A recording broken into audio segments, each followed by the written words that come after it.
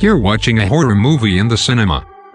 The movie's main antagonist, say a big hairy razor-toothed monster, pops up on the screen. Would you hide behind your popcorn? Would you scream? If you were watching any of the movies in this list, the chances are you'd drop your oh-so-expensive popcorn as you double up in laughter. Movies have helped generations to visualize classic literary monsters such as Dracula, Frankenstein's monster and the Phantom of the Opera with stunning celluloid renditions. Horror movies have also created new bogeymen like Freddy Kruger, the creature from the Black Lagoon and the Godzilla. Monsters that scores of people see in their nightmares on returning home from the cinema. Number 10, Sharktopus. From 2010 was made for the Sci-Fi Channel by the king of low-budget movies Roger Corman. Initially Corman was reluctant to make this movie, but the Sci-Fi team have a certain way to convince filmmakers to get on board. Wheelbarrows full of cash, cause he thought that the plot sounded so utterly ridiculous that it'd be a lot of fun to work on. Number 9, The Lepus, Night of the Lepus. Jelly humor, bitter fun, a very different sort of humor. Intercontinental, sadistic. This is how the British press described the 1964 horror comedy novel The Year of the Angry Rabbit by Australian author Russell Braden. When Hollywood decided to make a movie based on this innovative gem of a book, they made one huge mistake. They dropped the humor. Whoever decided that a storyline based on a bunch of giant mutant bunnies running amok could be done as a straight, po-faced horror really needs to take a good long look at themselves.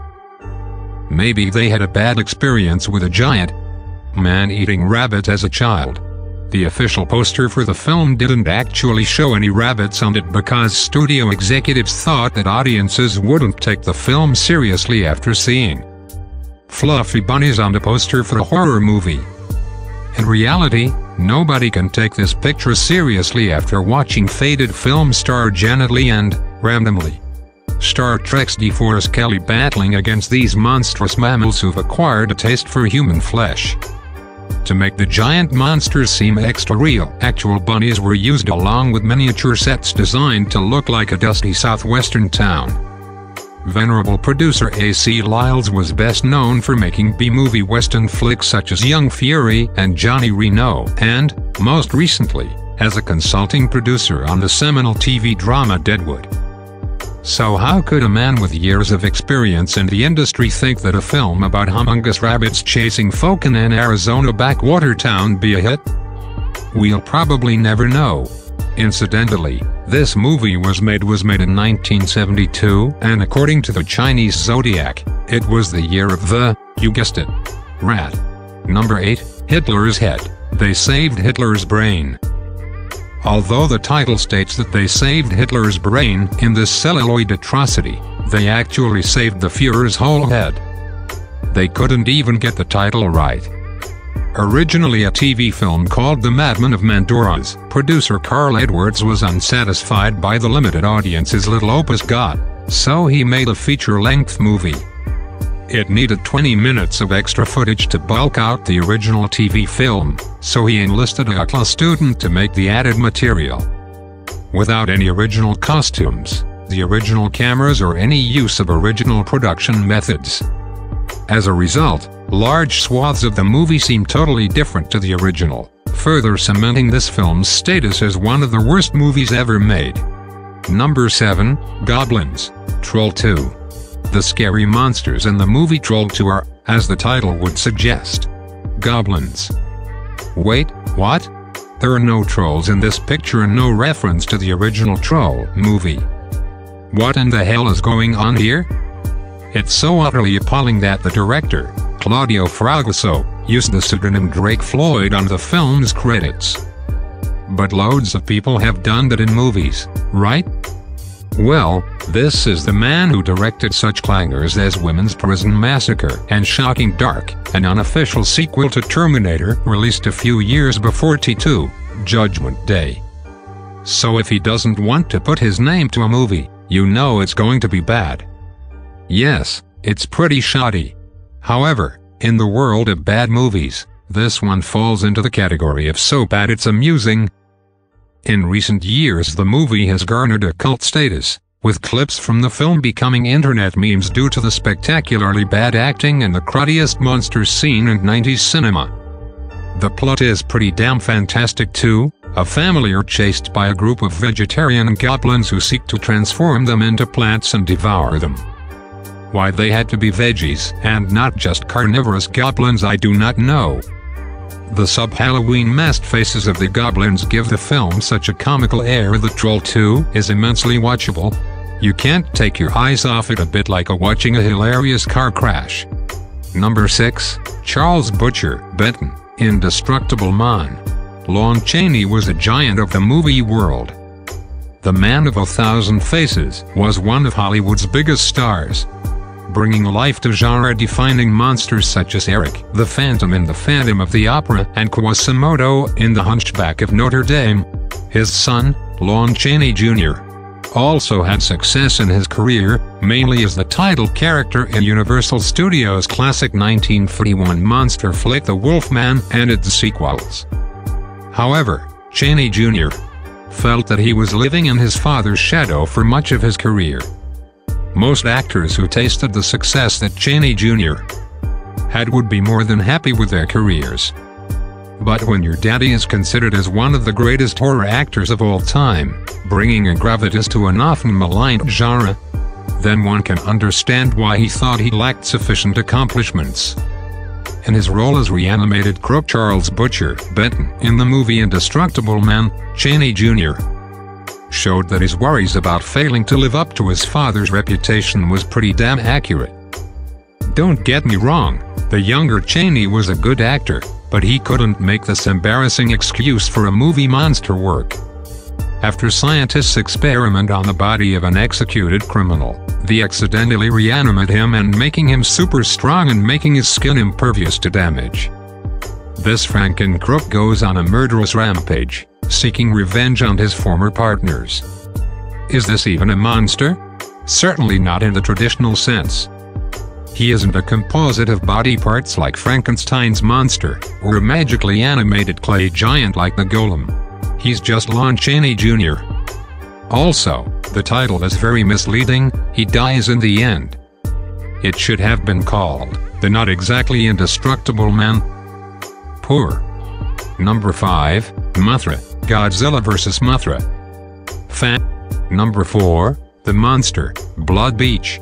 Just when you thought it was safe to get back in the water, you can't get to it. Wow. What a tagline. This film is in no way linked to the movie Jaws, but the producers had no problem in trying to cash in on the success of Spielberg's Shark Attack flick. But this is no 2-bit ripoff. In fact, there is no sniff of a giant shark terrorizing beachgoers in Blood Beach. The monster is below the sound. I think you don't really get more than a fleeting glimpse of the monster in this movie. You also can't really tell what the hell it is. Is it a bloodthirsty clam? Is it a carnivorous alien cactus? What the hell is it? We know it has a taste for anything that moves above its subterranean abode. But what is the thing? Even after the local police manage to blow the thing to pieces with dynamite, viewers are left scratching their heads wondering what the hell was chomping on dogs and sexy ladies. Whatever the beast was, it probably cost under $100 to make. Number 3. The Stuff. Overconsumption of ice cream is very bad for you. Tooth-rotting sugar, the calorie count and nerve-splitting brain freezes are all awful side effects to this favorite dessert. None of these problems compare to killer ice cream in this film. That's right, the monster in the 1985 movie The Stuff is killer ice cream.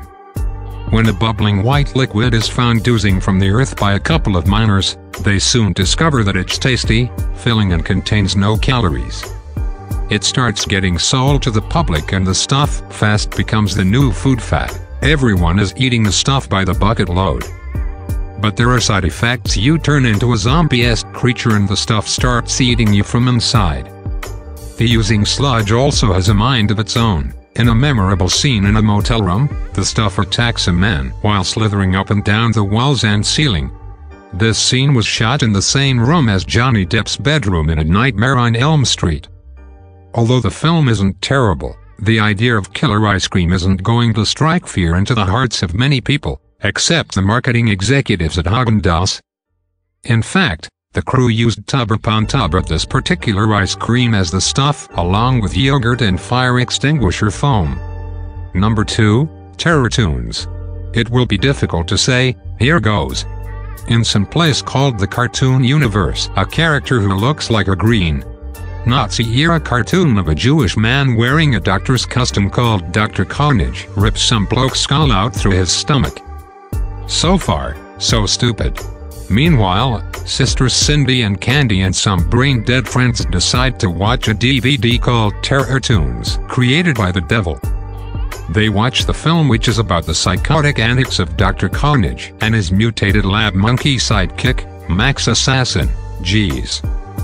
After a quick game of strip Ouija, the Terror Toons materialize in the house and go about killing the main cast in painfully cheesy ways. A cop is killed by a stick of dynamite in a box of donuts. A girl is sawn in half in a botched magic act, and a pizza delivery boy is dismembered with a giant pizza cutter. The Terror Toons take Cindy to hell, where she meets the devil, who tells her of his evil plan to use the Terror Toons to rid the world corrupt children. Realizing that she is now in a cartoon, Cindy turns herself into a superhero, and the devil sends her back to Earth. Cindy seeks the machine that makes the Terror Toons DVDs and, after killing Dr. Carnage with a giant axe and stomping out Max Assassin's brain with her newfound superpower of, stamping really hard, she destroys the machine. Cindy's parents return home to see that everything went a little bit mad whilst they were away. Right, I'm not writing any more about this film. My fingers feels dirty. Number 1, Lack, Mystics in Bali. Balinese culture is rich and interesting. From gamelan music to the amazing dancing and stunning food, the people of Bali have an ancient culture that draws tourists from all over the globe to their stunning island home. However, the movie Mystics in Bali is possibly the worst advert for Balinese culture one could imagine. Mystics is Indonesia's first attempt at a horror film directed at the international market. Pay attention to the trailer, it's so bad it's hilarious. An Australian woman named Kathy travels to Bali to do research on the local mythology. A witch promises to teach Kathy about the dark arts of Balinese magic, but instead turns Kathy into a lack, a floating vampire head with her internal organs hanging out from her neck. Local holy men seek out Kathy and destroy her. If you could encounter a real-life lack, I'm sure this fetus-eating monster would be really quite scary. Not in this film. The sight of lead actress Elaine Bastian's head removing itself from her neck and clumsily floating around is nothing short of comical. The movie was banned in Indonesia, I assume to save face rather than because of its X-rated content.